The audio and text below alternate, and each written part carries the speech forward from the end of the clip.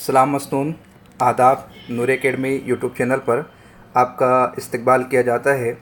कुछ मेल हमें इस तरह मौसूल हुए कि सर हम एकेडमी पर विज़िट करने के बाद मुकम्मल तौर पर सीबीएसई नेट सेट पेट के वीडियोस को नहीं देख पा रहे हैं। बहुत सारे दूसरी वीडियोस हमारे सामने आ जाती है। उसके हवाले से बता दूं कि नूर एकेडमी पर बहुत सारे टॉपिक्स पर लेक्चर्स अपलोड किए जाते हैं नेट सेट पेट की तरह। यहाँ UPSC, MPSC, TET, TAT, NEET और दीगर कॉम्पिटिटिव एग्ज़ाम्स जैसे सीए वगैरह के लेक्चर्स अपलोड किए जाते हैं। अगर आप वीडियोस में जाओगे तो सभी किस्म के वीडियोस आपके सामने मौजूद रहेंगे।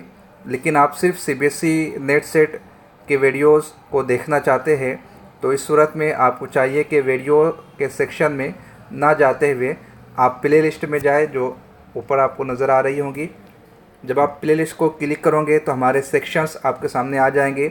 जैसे सीबीएसई नेट सेट पेट सिलेट पर अब तक के 45 लेक्चर्स आ चुके हैं।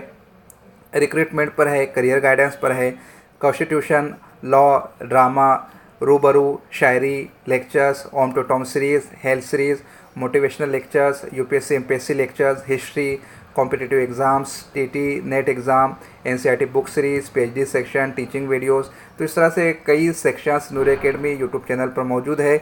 अगर आप सिर्फ नेट सेट पेट के लेक्चर्स देखना चाहते हैं तो वीडियो सेक्शन में ना जाते हुए प्ले लिस्ट में जाए और सीबीएसई नेट सेट के सेक्शन को क्लिक करें।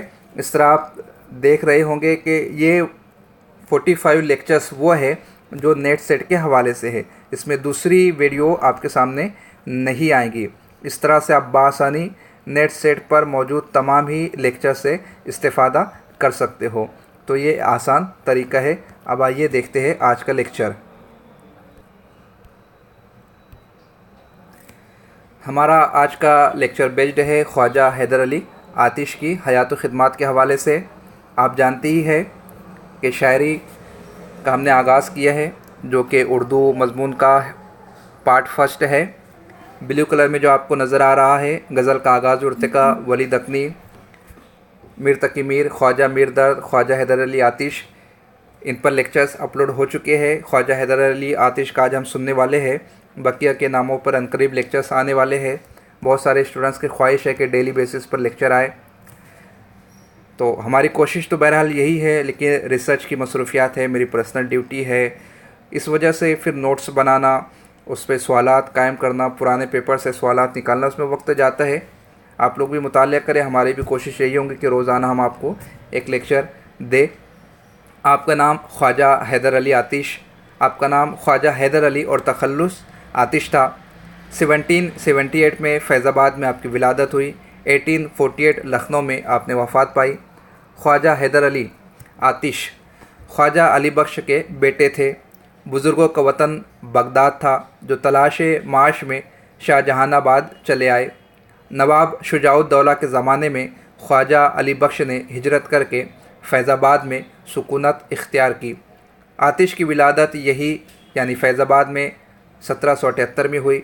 बचपन ही में बाप का साया सर से उड़ गया, इसलिए आतिश की तालीम व तरबियत बाकायदा तौर पर ना हो सकी और मिजाज में शोरीदा सरी और बागपन पैदा हो गया।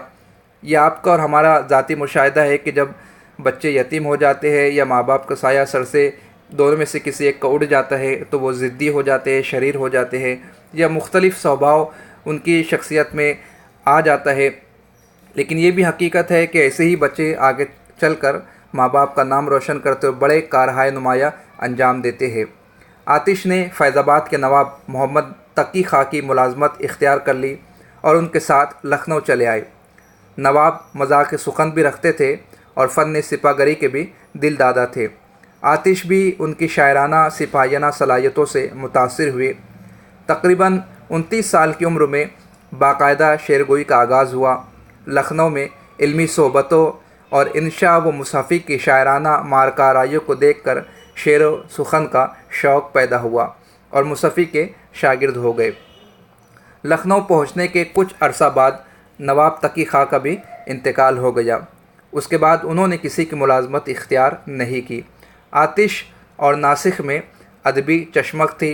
या आज के दौर में भी आप देख सकते हैं कि जो हम असर होते हैं, जो एक दौर में जीने वाले शायर हो, राइटर हो या किसी भी फील्ड के दो माहिर आदमी हो, उनके दरमियान किसी न किसी किस्म की चश्मक या चिपकलश होती है, ज़हनी खलजान होता है, या तो उसलूब को लेकर या तो नज़रियात को लेकर कुछ न कुछ तनाज़ा ज़रूर पाया जाता है। तो यहाँ पर भी नासिख और आतिश के दरमियान अदबी चश्मक पाई जाती थी। आतिश अपने साथ हर वक्त तलवार रखते थे और मुशायरों में भी ले जाते थे। आतिश को कबूतर पालने का भी बेहद शौक़ था। मुमकिन है किसी स्टूडेंट के जहन में ये सवाल पैदा हो कि आज तलवार और कबूतर पालने का जिक्र लेक्चर में क्यों किया जा रहा है। इसकी वजह यह है कि अब इस तरह के भी सवालात आने लगे हैं जो जिनका ताल्लुक़ अदब से नहीं है, जो हयात व ख़िदमत या अदबी ख़िदमत के बाब में शुमार नहीं होता। मसलन 2 साल पहले एक सवाल पूछा गया था, इनमें से वो कौन सा शायर है जो जुआबाजी के इल्ज़ाम में जेल पहुंचा। नाम मुख्तलिफ 4 शायरों के दिए हुए थे, उसमें नाम गालिब का भी था। तो गालिब जुआ खेलने के इल्ज़ाम में जेल पहुंचे थे। यानी अब हमको सिर्फ़ गालिब की शायरी, उनके ख़ुतूत, उनकी नस्र का मुताला नहीं करना है, बल्कि इस किस्म के सवालात से निपटने के लिए कुछ और भी स्टडी हमारे पास होना चाहिए। इसलिए जानबूझकर इन 2 चीज़ को हमने शामिल लेक्चर किया है। आतिश का ताल्लुक़ दबिस्तान लखनऊ से था। आतिश ने शायरी को मुरस्सा साजी का नाम दिया है। आतिश ने नहायत सादा ज़िंदगी बसर की, किसी दरबार से ताल्लुक़ पैदा नहीं किया और ना ही किसी के मदह में कोई कसीदा लिखा है। कलील आमदनी और तंगदस्ती के बावजूद ख़ानदानी वक़ार को कायम रखा। आखिरी वक्त में बिनाई जाती रही। आतिश के शागिर्दों की अगर बात की जाए तो बड़े बड़े नामवर शोरा आतिश के शागिर्द रह चुके हैं। रिंद, सबा, खलील, नवाब मिर्ज़ा शौक़ और पंडित दयाशंकर नसीम, ये कुछ नाम है जो आतिश के मारूफ शागिर्द है। इनमें से 2 नाम आपको ऐसे नज़र आ रहे होंगे जिनकी मसनवी उर्दू नेट सिलेबस का हिस्सा है। आप कमेंट करके बताएं वो 2 नाम कौन से हैं। सन 1848 में आतिश का इंतकाल हो गया। आतिश के इंतकाल पर रश्क ने तारीख़ कही। ख्वाजा हैदर अली ऐवा मर्दंद। अदबी ख़िदमत की बात की जाए तो आतिश की उर्दू कुल्लियात 2 दीवानों पर मुश्तमिल है। पहला दीवान आतिश की ज़िंदगी में शाये हो चुका था। दूसरा दीवान उनकी वफ़ात के बाद मीर दोस्त अली खलील ने मुरतब करके पहले दीवान में शामिल कर दिया। आतिश के मुतालिक मुख्तलिफ़ आरा व ख़यालात की बात की जाए तो फ़िराक ने आतिश को इखलाक़ी शायरी का बादशाह करार दिया है। मुसफ़ी ने आतिश को वजी महदुल इखलाक़ लिखा है। अब्दुस्सलाम नदवी ने आतिश को उर्दू शायरी का हाफिज़ लिखा है। राम बाबू सक्सेना का कहना है कि आतिश के कलाम में तराशे हुए अल्फाज आबदार मोतियों की तरह लड़ी में पुरोए हुए मालूम होते हैं। मिर्ज़ा गालिब आतिश को उन शोरा की सफ़ में खड़ा करते हैं जिनकी शायरी फ़ारसी शोरा की तरह चीज़ दिगर के झेल में आती है। आतिश का कलाम मतीन और संजीदा है, ये मुसफ़ी का ख़याल है। अब्दुस्सलाम नदवी ने आतिश की शायरी को इश्क मोहब्बत का आईना करार दिया है। आप देख सकते हैं तासुरात के इज़हार करने वाले कोई मामूली अफराद नहीं है, बल्कि अपने वक्त के बड़े ही मारूफ और नामवर शोराए किराम है। गोया के इन लोगों ने भी आतिश की सलाहियतों का लोहा माना है। अब आइए देख लेते हैं चंद सवालात जिससे हमें अंदाज़ा होगा कि आपने इस लेक्चर से क्या कुछ और कितना कुछ सीखा। पहला सवाल, किस शायर के इंतकाल पर ख्वाजा हैदर अली आतिश ने सदमे के बाइस शायरी से ख़ुद को किनारा कश कर लिया? मीर, नासिख, गालिब, ज़ौक़। आप देख सकते हैं कि गालिब ने तो तारीफ़ की है, नासिक में अदबी चश्मक थी, तो फिर किसके कहने पर या किसके इंतकाल पर वो शायरी से अपने आप को दस्तबरदार कर लेंगे, जबकि शायरों में ये सिफत होती नहीं है। लेकिन इसका जवाब मैं ख़ुद ही बता देता हूँ, बड़ा इंटरेस्टिंग। असल में इसका जवाब है नासिक।